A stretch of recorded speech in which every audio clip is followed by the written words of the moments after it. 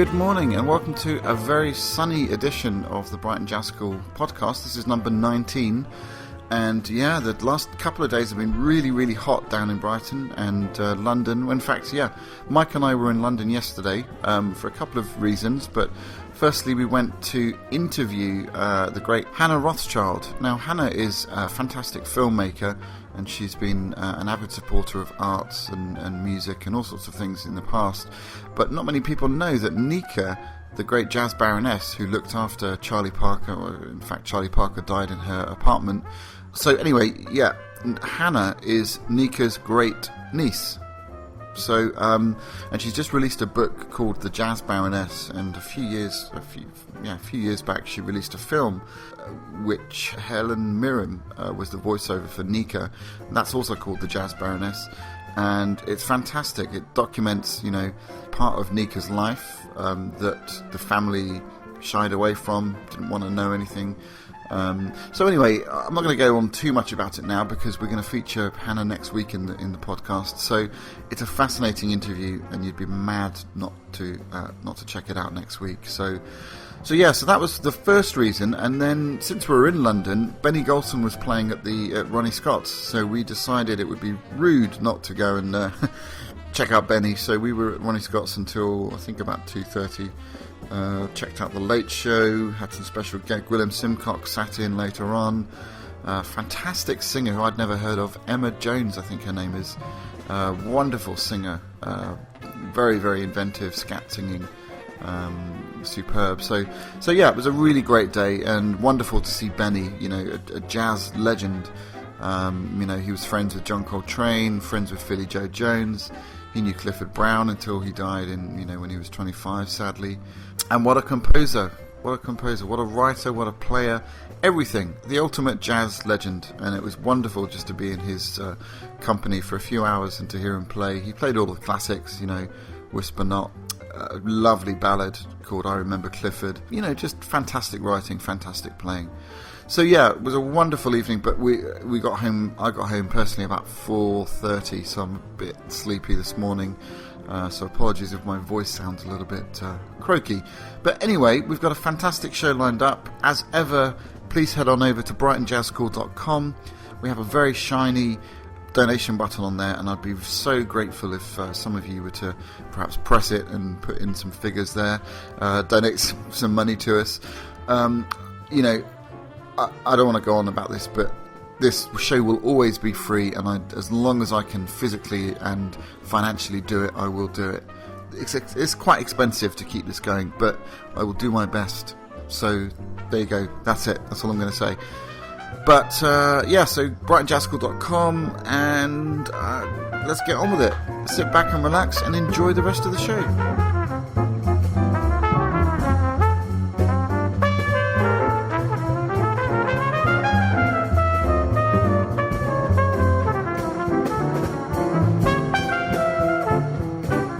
Album of the Week is sponsored by Personal Financial Designs, financial advisors based in Worthing. Check out the podcast page on our website for a link to get more information. He's Paul, Jim, Paul, he's Jim, Paul, and when he plays on his guitar, he's Jim, Paul, he's Jim, Paul, he plays it sweet and pretty. I went to see Jim all the other night. I took a friend, it was the end. The music was right. The songs he played were hip and very nice. The band played great. Oh, what a day. They swung through the night. And all the audience was very high. Our eyes were glazed, our mouths agape. Our ears were glued listening to the subtleties of jazz like cool. And when he plays on his guitar, he's Jim Paul, he's Jim Paul. He plays it sweet and pretty. Communication went around the room, from bass to drums, from hall to us, from us to the band. And Mr. Hall was feeling out of sight. He swayed and rode, he gleed, he glowed, he swung through the night. And all the audience was very high. Our eyes were glazed, our mouths agape, our ears were glued, subtleties of jazz.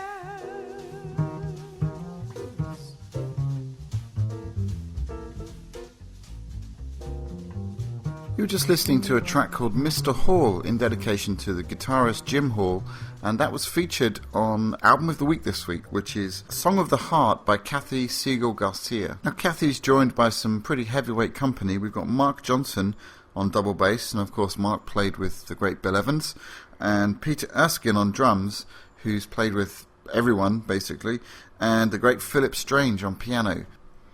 It was recorded in 1992 at the Mad Hatter Studio in California, and it's out on Dash Hoffman Records. Now, for once, I'm going to do fairly limited talking on this because this album just kind of speaks for itself. It really does. The playing is superb. The musicianship is superb. The delivery of the songs is amazing. And to be honest, we talked at length in the interview, which you're about to hear, about the experience of recording this and the sort of philosophical angles of singing and playing jazz. So I'm not going to really speak too much. So I want to just play as much as I can off this album. We're going to listen to this great version of a great Johnny Mercer standard called Dearly Beloved.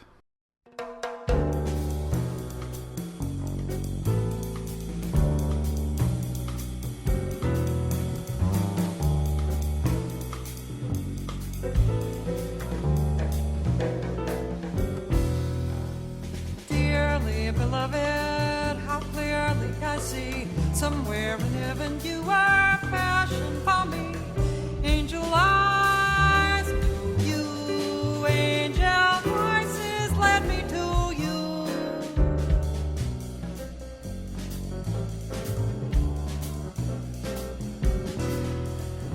Nothing could save me, fate gave me a sign. I know that I'll be yours, come shower, shine, so I say dearly beloved.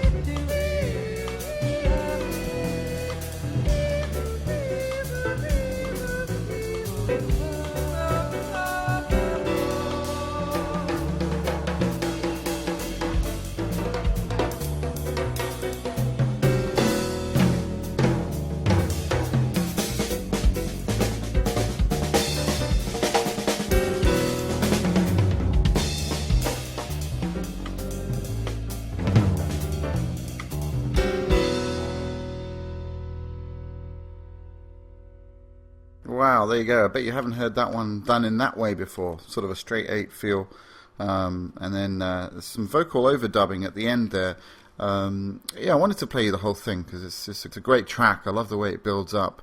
But okay, so moving on. I want to play you a great Chick Corea composition that I'm very, very fond of. And it's in dedication to the pianist Bud Powell. And this is Cathy's version of it. This is Bud Powell by Chick Corea.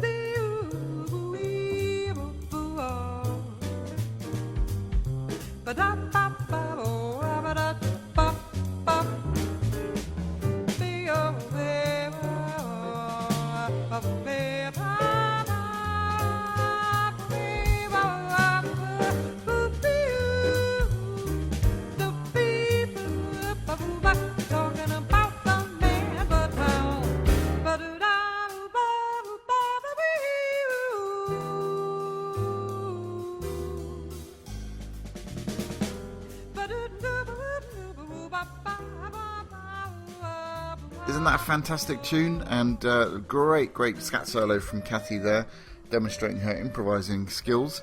I tell you what, I challenge one of my students to learn that tune for the next concert. It's a great tune. There you go. Who's up for it?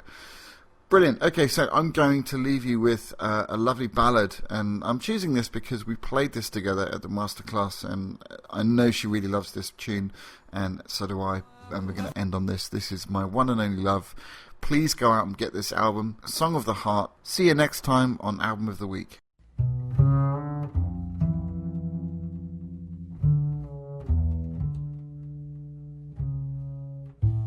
The very thought of you makes my heart sing like an April breeze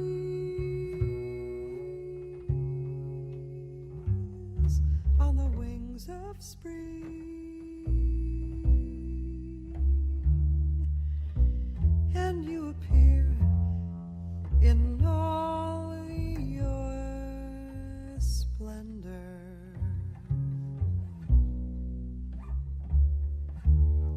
My one and only love.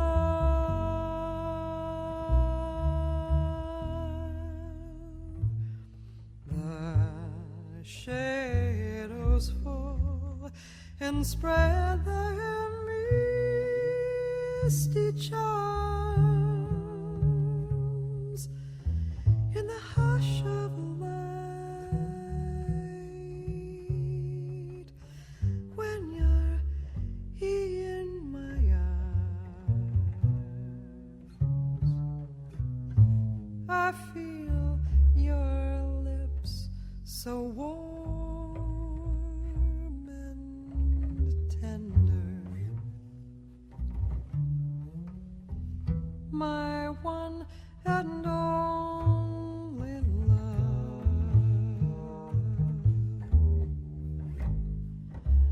The touch of your hand is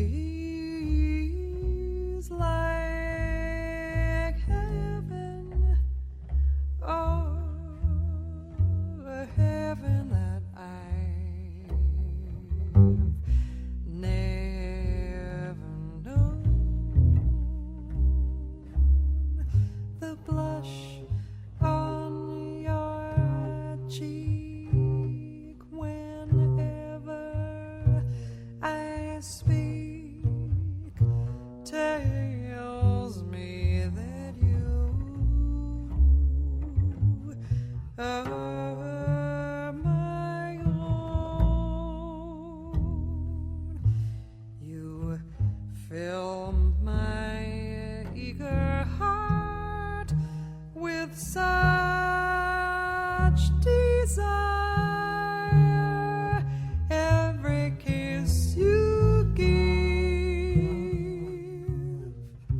sets my soul on fire.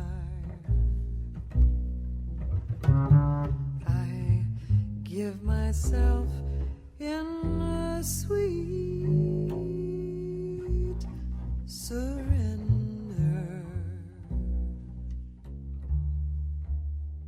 My one and only love. This is what I find fascinating about teaching, is that it's almost like let's say I was a student whose view was in this. I'm going to say this for the podcast, but in this roadway, right? Yeah. And right next to the roadway, where they cannot see, like literally right next to it, is a tree that they're going to hit, you know, if they're driving a car, but they can't see that tree because they're only looking down the roadway. And that's what I find really fascinating about teaching. I mean, talking to people, but also teaching specifically, is that you get that person and they have, like you say, like for instance, they don't hear themselves out of tune. And you have to continually say, you know, here's a trick that I use. I always start with the good, pointing out what's good for them. Wow, okay, that was really good. You hit the notes. Let's say it was a person singing out of tune. You hit the notes. Your timing was good. That was really good. You know, and if there is something that they excel at, I point that out for sure. And then I say, okay, so now let's look and see what can be improved. And I use that, And I try to stay away from what's wrong, or those kind of ideas. But what can be improved? You know, because I think anybody can handle that perspective. You know, especially somebody there who's actually paid to learn. You know, and then, you know, like some, you know, and then again, it depends on their egos, doesn't it? You know, if they can't handle the fact that they're out of tune. I mean, sometimes singers show up, they're out of tune. But I truly believe that anybody can sing, and if somebody cannot match pitches or be in tune, it's just a lack of familiarity, right? That's all it really is. And if they can confront that area and dive in and adventure into it and, you know, experience whatever, then they're going to find it. They are going to find it. I think as a singing teacher, you have to deal with, I think, an inbuilt fear from vocalists, you know, because the voice is such,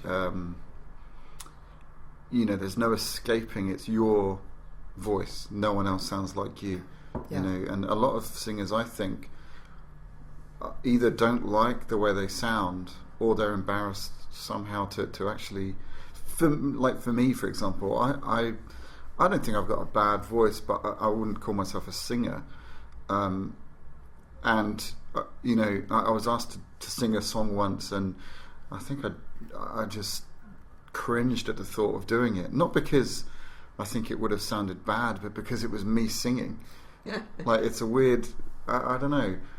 I guess it's just confidence, but I think from having seen you teach, you've got this amazing way of building someone's confidence up so that they don't, feel too rejected when you say, but you can work on this and this, and I think that's a really good way to get the point across. The voice is, the closest instrument to you, right? And many times it expresses. It's so wrapped up in so many things, right? I can't tell you the number of people who have come to me over the years who've not sung because, their parents said, "You're terrible, don't sing," or emotionally stuck because of, like, really dramatic and traumatic experiences, and so it's really it involves. I think the voice itself involves lots of other emotional things, and that's partly why, I've had a lot of actors come to me who can act totally fine, but singing is like a whole other thing. Like, very uncomfortable singing. I think it's really beneficial to think of the voice, specifically of the voice, as getting comfortable with it and feeling emotionally connected with it and okay with it and all of those things. But, piano's the same, isn't it? Like Kenny Werner's book, remember we were pointing that point out about Kenny Werner? He said the piano player goes over, hits a note, and then grimaces immediately instead of, and you're training yourself to do that every time you do it. You're drilling it. So it's now you go over and hit a note and go, okay, wow, okay, what could I do with that? And you keep training that, and then pretty soon you're doing that as the norm instead of grimacing. Absolutely. The first time I read that book, I was really stuck in a really negative place of hating my playing. Not the sound. I think I've always been fairly happy with the sound, my touch, but the ideas and the thing. I felt like I was doing the same thing over and over again, and I couldn't get out of this rut, and and I ended up hating my playing because of that, with that way of thinking. And then I read Kenny's book, and early on it says, you must love your sound, and you must tell yourself you love your sound. And I read it and I thought, this isn't going to work. But it does, and you do have to love. If you're playing every night or singing every night, it's torture if you go out there and every night you finish the gig and you think, that was just awful. How am I? Terrible feeling. Actually, that's an interesting point to talk about too. How does one, and people ask all the time, don't they, this question, how do you get up there and not only like what you do, but how do you reach that magical spot? You heard me refer to it as the aesthetic universe, right? How do you reach that immediately and be happy with it and content? And that's why I feel like half of this work is philosophical. It's really is. Definitely technical, but if you don't have that point of view, forget it. Well, how do you get there? Okay, well, I'm thinking like I'm thinking of this gig last night, for instance. Well, first of all, being there in the space is really important. Feeling comfortable in the space itself. So, for me, and I actually, Chick Corea does this too. He sends ahead his the plan, the staging plan that he likes. Okay. So apparently he found one particular staging plan that he likes, works. and he sends that ahead to the gigs. And like, for instance, I know that I like close quarters.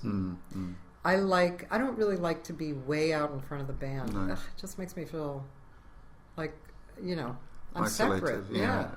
So I really like to be cozy inside the band, and that's one thing. Another huge important thing is to be able to hear myself well. Because I'm not a belter kind of a singer. I like to have a very easy way of actually producing the sound, so I really want to hear myself well. And the other thing, of course, which is major, is the attention is, here's what I tell my students. The first universe that I think about is me. I want to be focused on me and make sure the instrument's working and all that. Yeah. The second one is the band and me. And that's how I connect. I connect into that universe because we're all sharing that universe, and we're all arrangers together in that moment. And if I listen and if I'm part of that, it's almost like it has this huge solid piece of mass almost, but it's spiritual mass, but it's like there.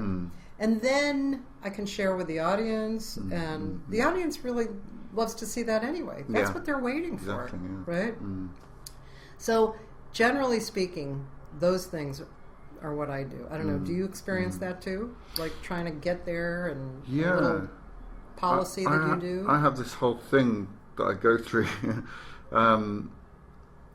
James Williams taught me to never ever take the piano for granted, and whenever you sit down and to play, whether you're doing a gig or practicing, try and approach it like it's the first time, like you're a little child waiting, in the sweet shop, just with joy, and it's a privilege every time, and which it is, of course.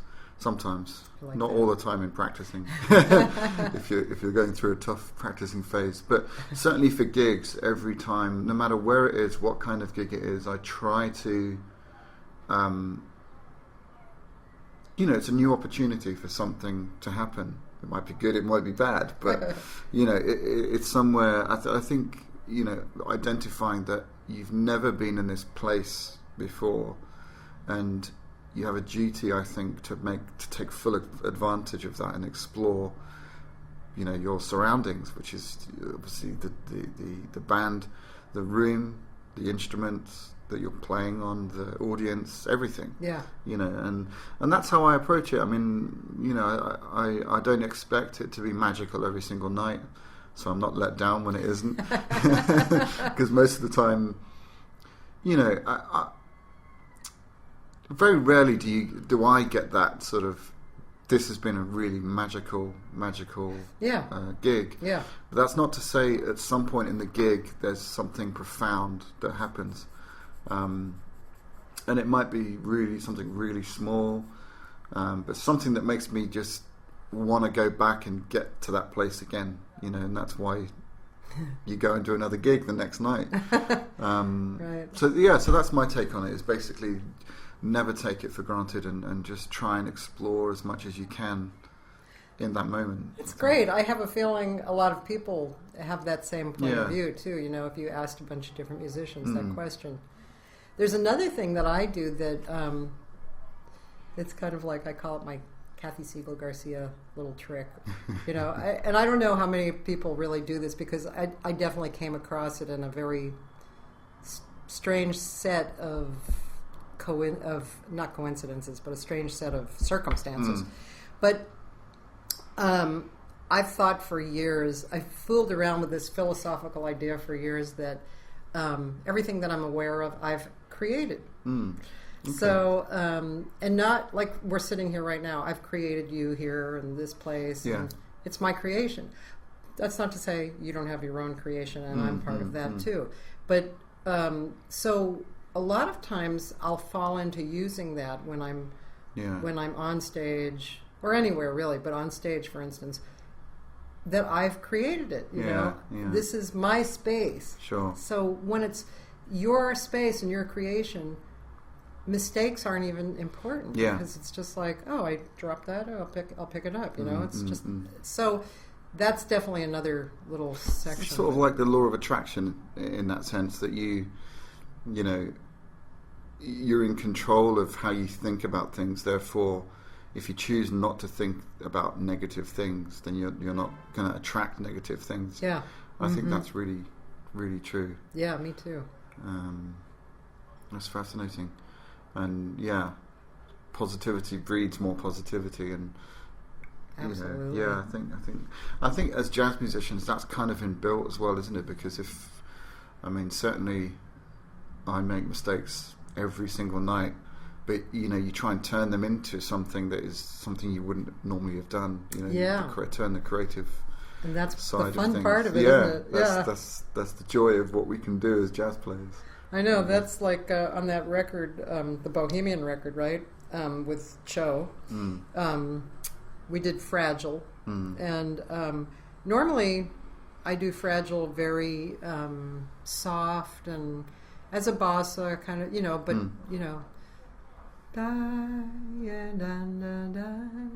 real sweet kind of. Yeah. And that day, I just didn't feel that sweet about it. Yeah. I felt kind of a little like angry, about the subject matter, and so it came out a whole different thing. It's funny. My engineer was like, "I don't really like that version of Fragile." I said, "I really do. I like it a lot, because it was really spontaneous in the moment." It was great. I mean, when I listened to it, I was, where's it going? Because you can hear the melodies and you think, oh well, I know this song. This is, but it's in a completely different place. It's great. It was fun. It's really great. That was a great record to make. Yeah, he's a fantastic pianist. Isn't he wonderful? Yeah, he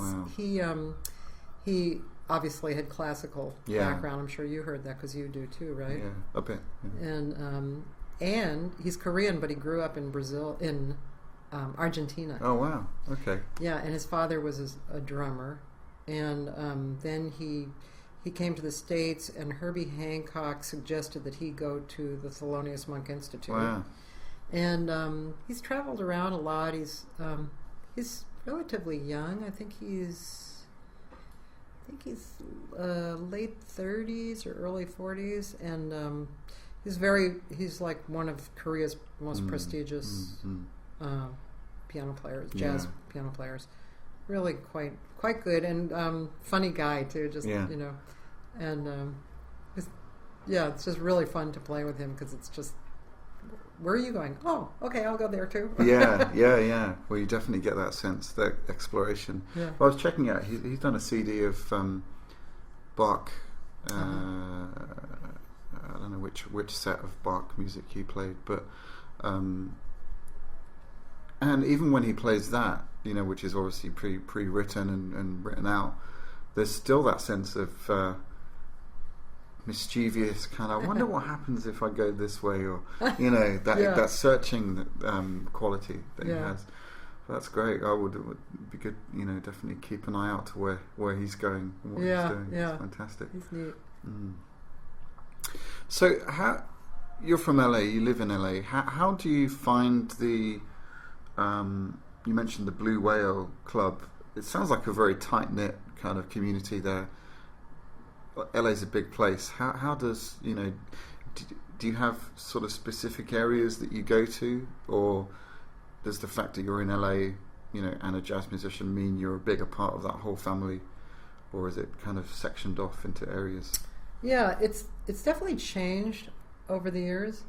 Like, for instance, when Andy McIntosh and I met, that was way back in the around 76, and that was a really different scene then. It was mostly straight ahead, there were studio players who were out there playing jazz and straight ahead and bebop. That was, for the most part, the focus. Then over the years it changed. The clubs shifted, as clubs do in towns. And, I think we were speaking about how it's the artist's job to reflect what's going on in the culture. So definitely the culture started shifting around. And music started blending, right? Yeah. So now, presently, actually one of the last straight-ahead dives, sorry, Charlie O's, one of the last straight-ahead, little kind of pub like place, it died last year. Oh, right. And so now, wow, it's really, somebody has to create something else for the straight-ahead. But there's a few big places, and then there's places like the Blue Whale, who this former student of mine, a Korean young man named Jun Lee, started about 2.5 years ago. Now that club books almost entirely modern jazz. Yeah. And can I just interrupt you? Can I ask you to define straight ahead versus modern jazz? Yes. Yeah, straight ahead, I think standards and more bebop oriented, more swing oriented, and somewhere in between straight ahead and bebop is kind of hardcore straight ahead bebop, and then the modern is more like John Scofield, Peter Erskine, Joey Barron. You know what I mean? Yeah, absolutely. And so using... Oh, and by the way, I noticed that you knew which record in her family was from. Yeah. I love that. That's Still Life. Yep. Yeah, it's that a fantastic and album. I wrote those lyrics when I was in college. Really? That was the time when that record was big. Wow. Yeah. Yeah. That was a pretty record, actually. Yeah, absolutely. He's written a lot of songs that really lend themselves to lyrics, very melodic ideas. This is Pat Metheny, by the way, just I'm for the sorry. listeners. Yeah. Relating to that song on my record called Her Family.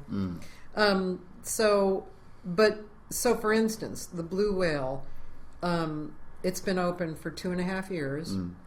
Right before that, there was a club called Rocco's, and Rocco Samazi, who's from Switzerland, but he had this club called Rocco's, which was the only place that modern jazz was in the city completely, Then Rocco sold that club, by the way, to Herb Alpert, who opened it up as a club called Vibratos now.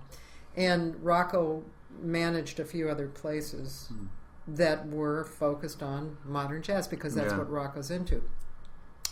And then, so let's see, let me try and focus here a bit. But the Blue Whale is definitely an attraction and a hang for musicians who like that music and who play that music. So that's one thing that happens in LA. But even musicians, they have to have somewhere else to play. So they're spread a little bit across LA. There's places that are popping up. I see more places that are popping up like that. That will house unusual groups. Sure. In fact, I'm even booking one on Tuesday nights now called The Joint. And that's on the west side of LA. And I'm booking pretty much what I like, so it's a kind of a mixture, because I'm from kind of a different mix. Yeah.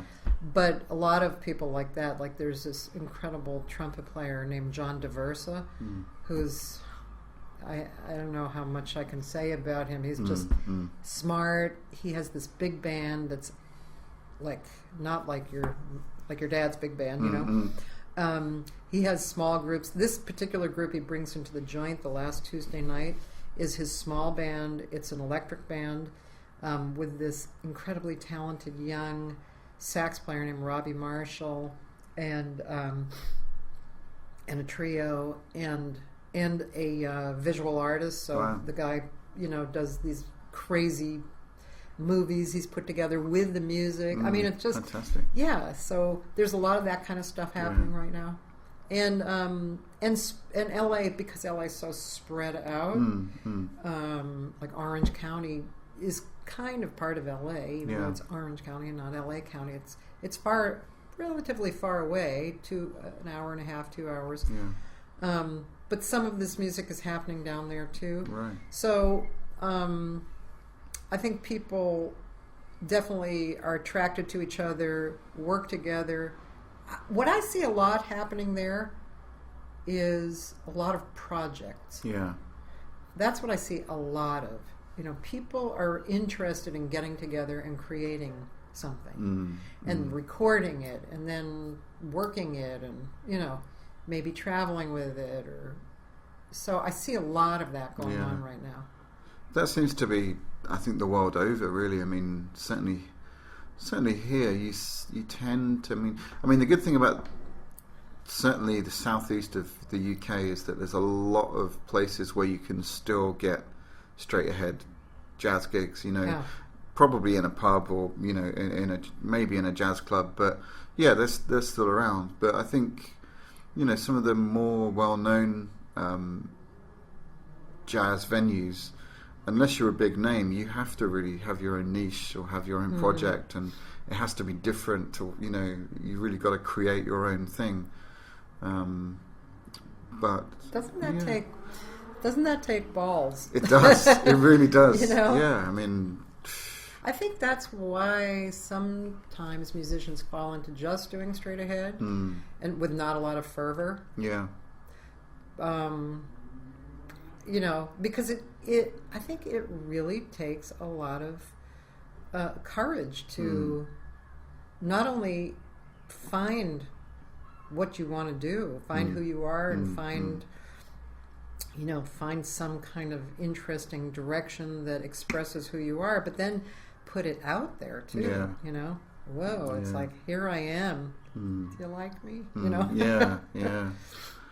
And just going back to the teaching thing as well, because we all know that in order to, I guess, survive as a jazz musician, you have to be very versatile. You have to, in some cases, double up on instruments and all that kind of thing. But how do you tell students, perhaps younger students that are really, full of energy and full of life, how do you break it to them that it's hard work and not only do you have to keep reinventing yourself, you have to come from a place that is traditional, and so steeped in history.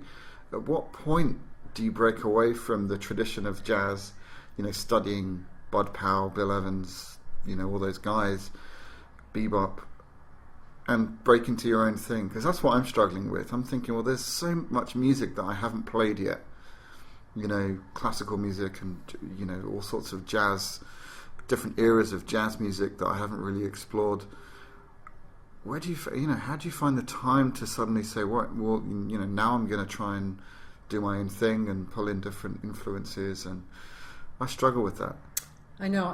And I've talked to people about that over the years and for different reasons.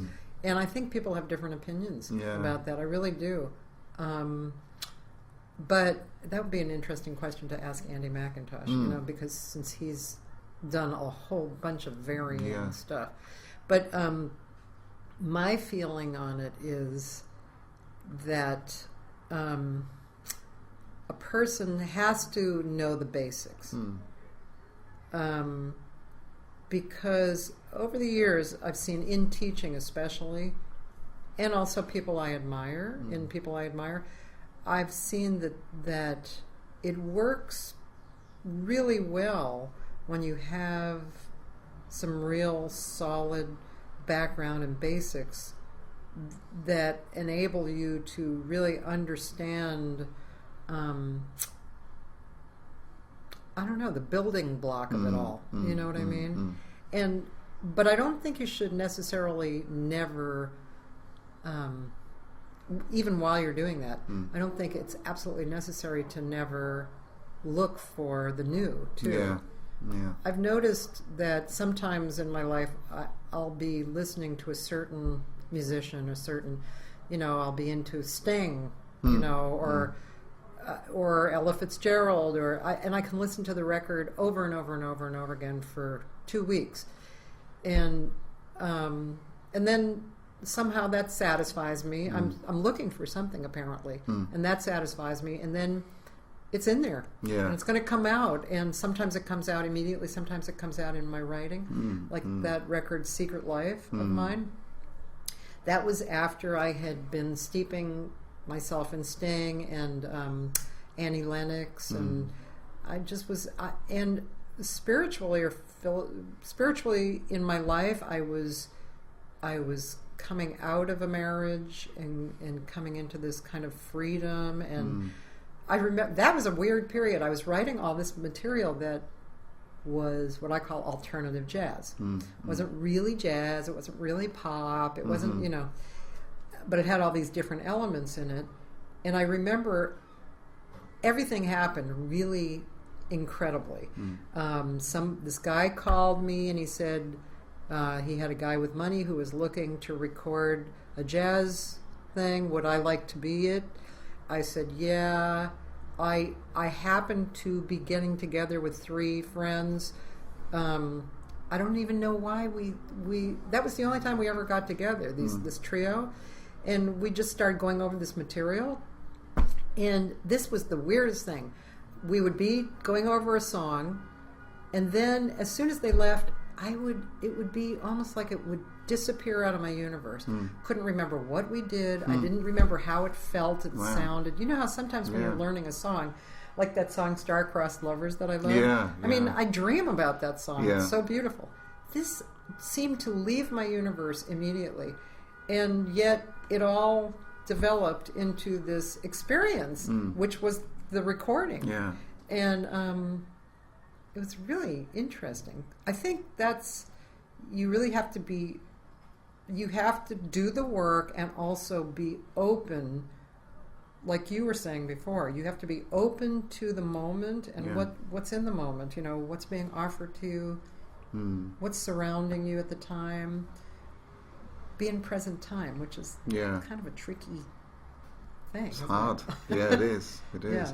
But don't you think as well, you know, because we're quote-unquote trained musicians, you sort of expect it from yourself that you clock everything musically. But sometimes the music transcends the music. Sometimes the moment is too special to be thought of in musical terms. You know, and maybe that's what's happening. You know, if I learn a tune that I really fall in love with, very rarely does that happen straight away. Normally I have to listen to, you know, a few different versions of it, and gradually, you know, it'll acquire the, you know, like the snowball effect. By the time I've learnt it, and it's like, wow, you know. I know, because you were talking about that at the workshop. You know, you pointed out, well, sometimes, you know, there's a time to think about it technically, then other times there's a time to think about it untechnically. And it's kind of a little, that's another one of those training things. You have to actually practice doing that. You do, because you can't always just tell yourself to do that, because it's kind of like that old don't think of a pink elephant. You know. Right. And but "Star-Crossed Lovers" is a good one, because there's a few different versions on YouTube that's really beautiful. The Kenny Barron, oh my God, it's absolutely gorgeous. And there's this one spot where Andy and I were looking at this song, because we had been playing it on this tour, and this one bar, and he played it differently. I really think it was a mistake, actually, that he fixed. Right. And but it was, and then in one point he went into 3 for no technical reason, right? It was perfect. It was just so beautiful. You have to check that out. I'm going to check that out. Just gorgeous. I'm going to learn this tune, actually. Hearing you guys playing it last night. Isn't that pretty? Wow, it's so nice. So nice. But Kenny Barron, that's a whole other conversation right there. He'll be on your next podcast. Well, hopefully. If you're listening, Kenny, please. Cool. We could just talk forever. Yeah. This would be 5 podcasts. Yeah, exactly. I would like to just talk a little bit about a career, because actually you kind of touched on that just before. I don't think I even quite answered it. Yeah. Just how to inform people that, or what makes up a career. You know, kind of, I'll try and be short with this, and I'm sure you have some things to say about it, but, you know, how do you set up your time? What do you dedicate your time to? You know, definitely you and I know that it's a little difficult to make a living only from playing live jazz gigs. Yeah.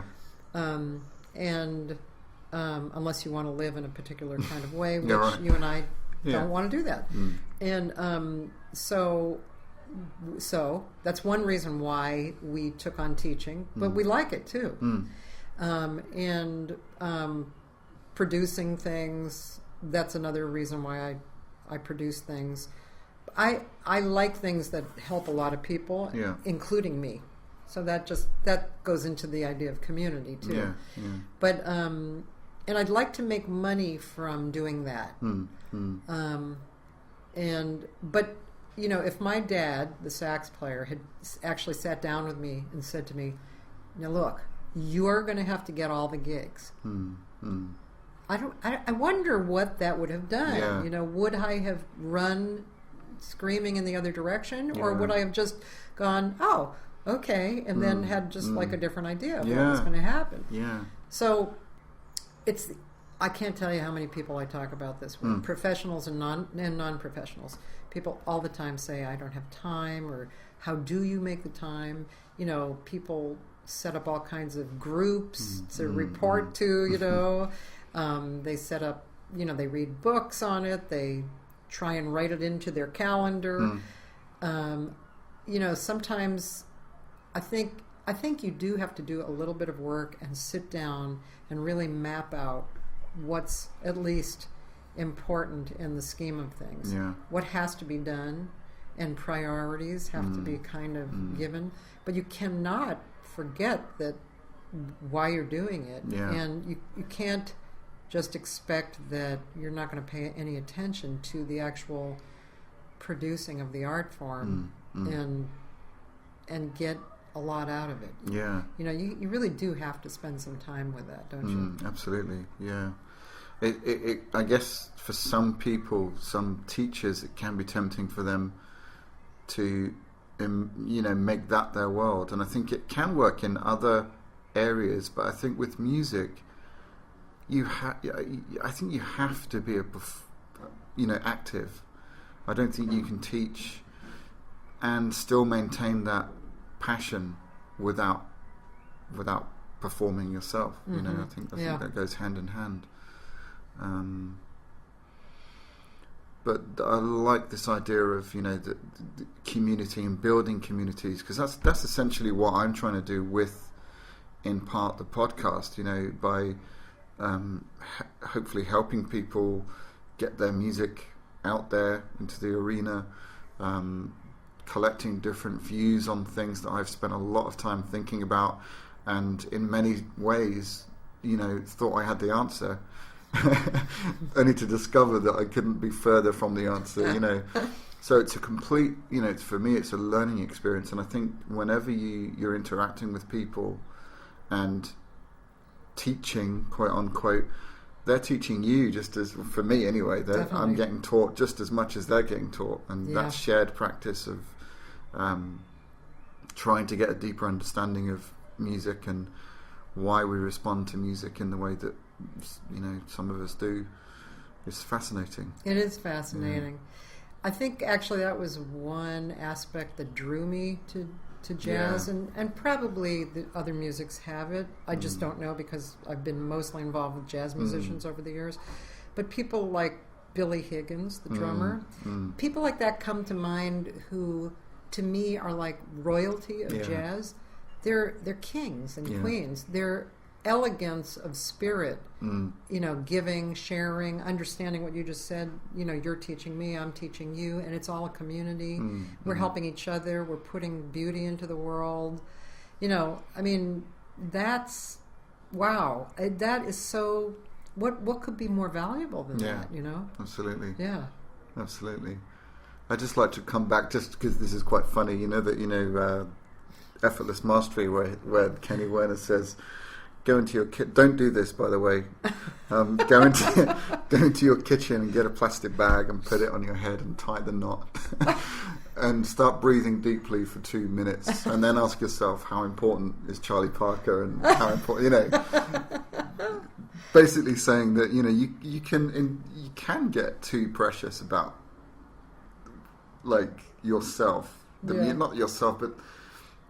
Another example is James Williams always used to say to me, never take yourself too seriously, but always take the music seriously. That's good. You know, and I think that's true. That's good. I like that. But yeah, and I pondered on that for a while and thinking, well, actually, Kenny's right. You know, we're not, on the face of it, we're not stopping wars. We're not curing diseases. So we're not really saving the world. We're self-indulging. We're all that stuff. And as I've got older, it's completely changed because actually, what we are hopefully doing, contributing to music, can be life-saving, literally.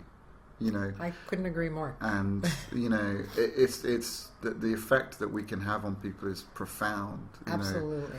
And it's taken me a long time to actually believe that. Yeah. And that, I guess, that goes back to every time you perform, I try and have that in my mind. There could be someone in the audience who has just come out of a terrible thing, or I don't want to depress people here, but you just never know who's in the audience and what effect your music is having on people. Totally. That's powerful. Yeah, I mean, I couldn't agree more. And we've all seen things and heard things from people. But one thing along those lines that I think is brilliant is that true authenticity and grace comes from being yourself. No matter what we're talking about, but specifically since we're talking about music, as a performer, that's when you're the most gorgeous and you're the biggest star. And by you doing that, it's kind of like that Nelson Mandela speech when he came back, and I forget her name. She wrote it. She's this woman is a spiritual kind of person who does a lot of writing, and she wrote his speech. But anyway, that speech, basically, I should be able to quote this, but basically, it's not you; it's coming through you, and if you stop it. By you being, I'm mixing up my quotes now, but by you being strong, you're actually helping the person experience it, be strong too. Yes. They're getting permission, and they're getting a win from you doing that successfully. Yeah. So in that way, we can. In that way, we can be successful and brilliant, and we can have a reason to do it, and we can save the world, because that's what we're doing. We're affecting people, and they're going away with something that's changed, and then they affect somebody else, and on and on. We could go on with this for hours, because, it really is something special. I think it's a crime when, certain political institutions take away funding for the arts. They have just no idea what is necessary here, The damage they're doing. It's so necessary to have this quality. As a matter of fact, I was driving through Brighton today, and I just happened to be noticing that it was a beautiful day, right? Everybody was out on the street.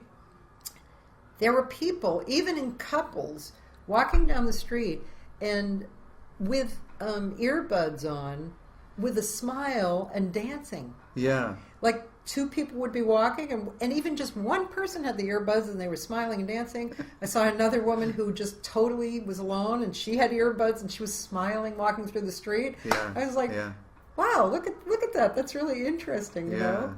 Like the music is actually... Otherwise, they'd just be walking along the street, and you know, I mean, they might be smiling, might not be, but it was really kind of a cool. That's thing my to favorite observe. thing to do. I think is to. I've travelled quite a bit playing music, and I always, if it's a city, I always just walk, headphones in, and depending on what I listen to, changes how I view the city. You know, right. I did this world cruise a couple of years ago, and so we had very short periods of time in lots of different places, and I don't really remember the landmarks and things like that, but I remember the tracks that I was listening to at that particular time, walking through the towns and seeing these amazing sights, and it's like the soundtrack. That's really cool. It's really interesting. That's very cool. But it does, I mean, music is such a powerful thing. It can change your outlook, you know, and change the way you see things. And we're so lucky that we have it to learn about life through, you know. I mean, you whatever you do, if you go about it in a Zen-like way, you know, that's, you can do anything and like that. But I just always consider myself really lucky that I have music as my guide through life, in which I chose to learn about life through music. Yeah. It's just, I feel really blessed about that, you know. Yeah.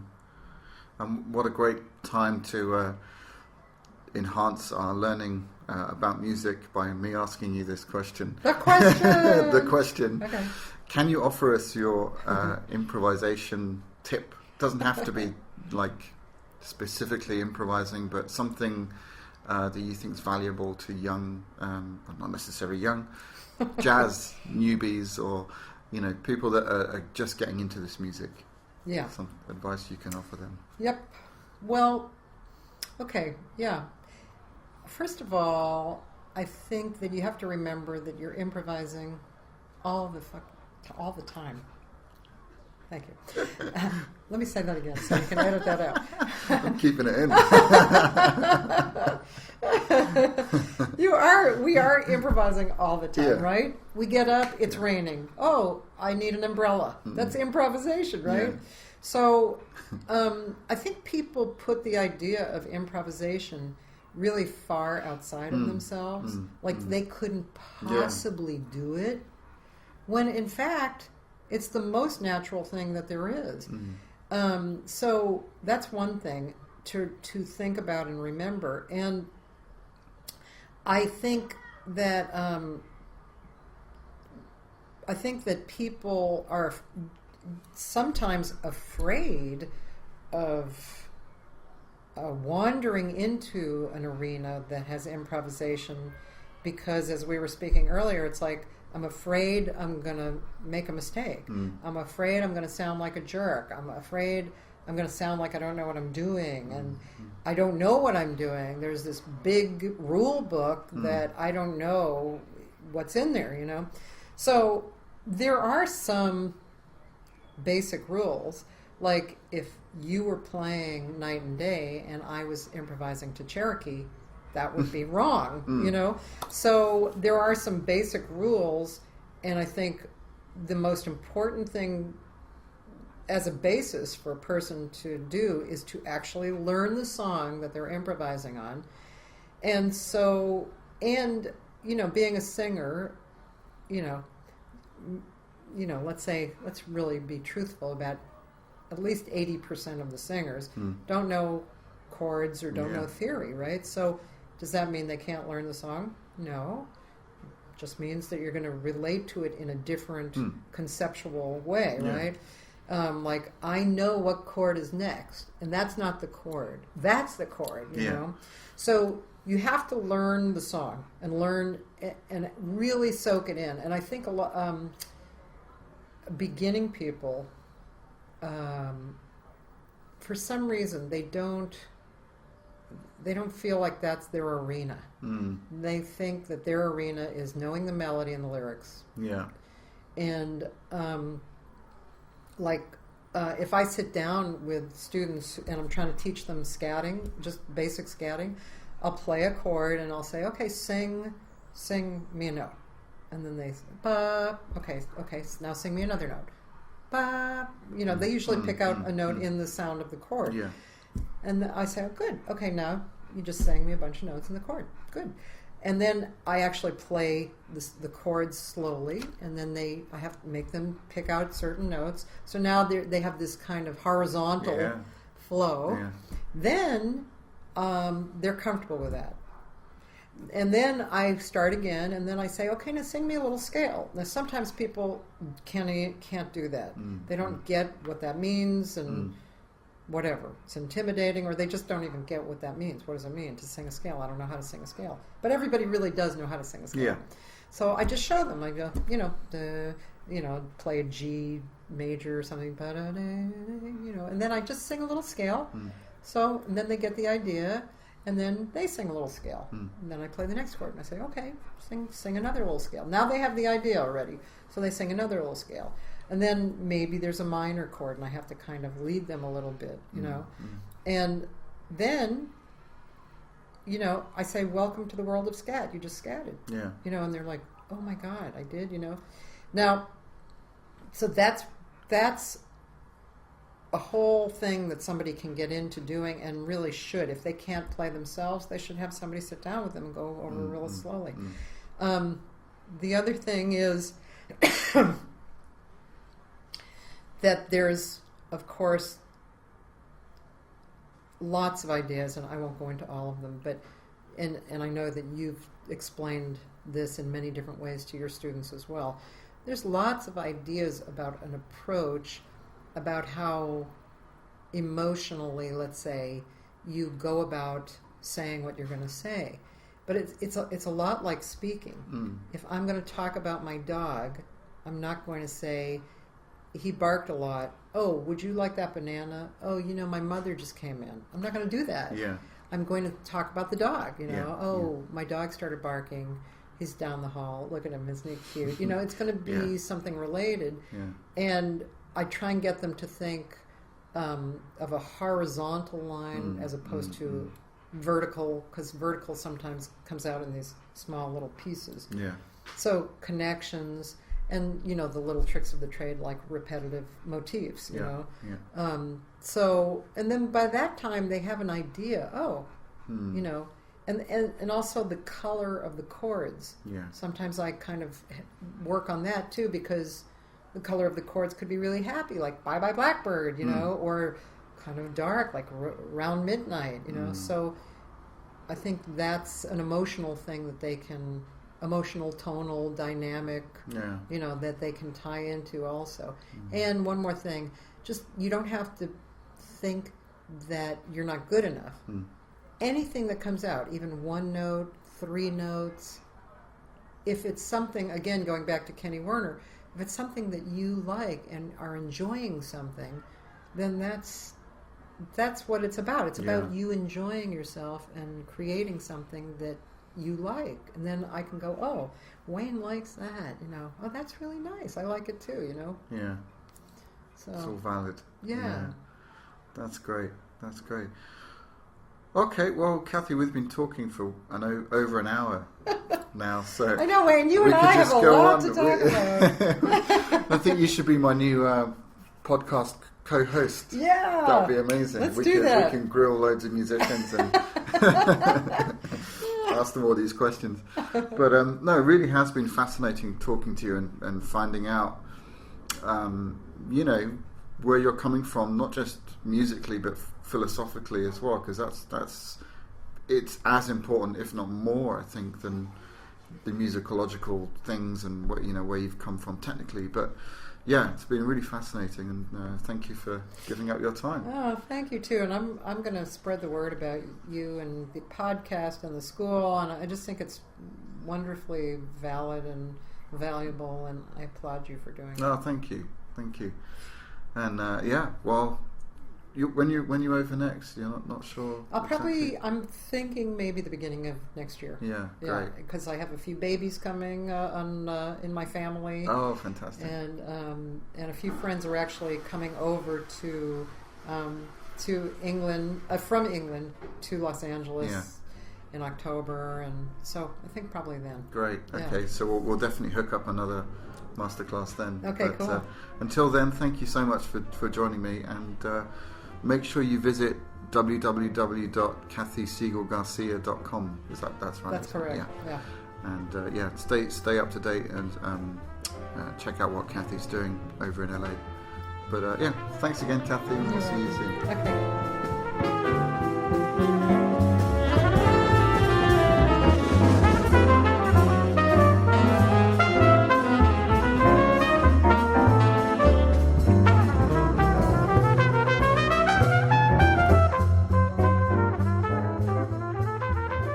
Well, it is coming towards that time that I have to start to wrap things up, and I want to say thank you for joining us, and please do not miss next week's Thelonious Monk special, and we're interviewing Hannah Rothschild, who is Nika's great niece. So it's an absolutely fascinating interview. You cannot miss it.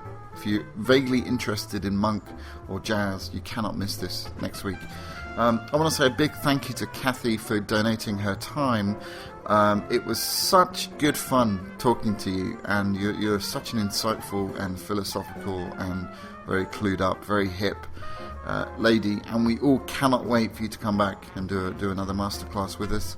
It was just a pleasure to hang out and get to play with you a bit. Let's do it again. Let's do another interview as well, because there's so many things that we didn't talk about that we could have just carried on for years. Absolutely fascinating stuff. But yeah, thank you, Cathy, and we hope you're enjoying the sun back in California. And go to CathySegalGarcia.com. Check out what she's up to on her website. Thank you to Mike for putting it all together. I say this every week, but I mean it every single week. You're an absolute gem, and you're such an integral part of the Brighton Jazz School. Without your support, it wouldn't be as successful as it is, so thank you very much. Thank you to you for listening, and please keep sending in your comments and leave feedback on the forum, brightonjazzschool.com/podcast. You're always welcome to write to me, brightonjazzschool@gmail.com directly as well. I'd love to hear what you think. Any questions, any feedback, whatever you want. I'd be really happy to hear from you. We're featuring pretty high on iTunes. We've got some good ratings. It's all going very well. So please keep up. Please keep listening, and please show your love and support on the Brighton Jazz School website. But until then, I'm going to leave you with the closing track of the week. We're going to take a listen to how Cathy handles a great standard. I'm going to leave you with How Deep Is the Ocean, and she's supported by the great rhythm section of Mark Johnson on bass, Peter Erskine on drums, and Philip Strange on piano. So until next week, this is your host Wayne McConnell signing off.